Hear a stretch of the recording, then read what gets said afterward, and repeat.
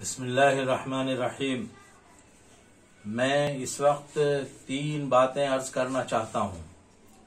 ایک بات یہ کہ بیماری بڑھ رہی ہے اور دن بدن اموات میں اضافہ ہو رہا ہے، اس لیے جو سرکاری گائیڈ لائن جاری کیا گیا ہے اس کی پابندی کی جائے اور ڈاکٹروں نے جو احتیاطی تدابیر بتائی ہیں اس پر عمل کیا جائے۔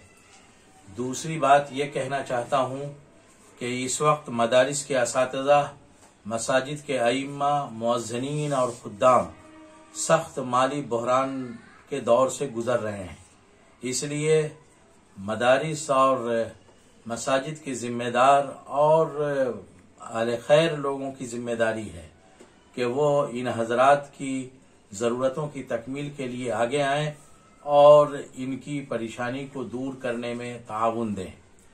تیسری بات یہ عرض کرنی ہے کہ سماج میں ہمارے بہت سارے غریب و نادار ہیں جو روز کماتے تھے، روز کھاتے تھے۔ اس کورونا کی وجہ سے ان کا گھروں سے نکلنا نہیں ہو پا رہا ہے، اس لیے سماج کے ہر طبقے کو ان کی فکر مندی بھی ہونی چاہیے کہ وہ بھوکے پریشان نہ ہوں اور بھوکے نہ مریں۔ اللہ تعالیٰ سب کی حفاظت فرمائے۔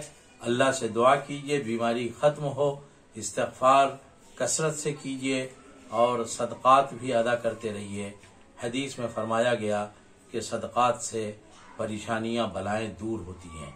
جزاک اللہ تعالی خیر، احسن الجزا، وآخر دعوانا الحمد للہ رب العالمین۔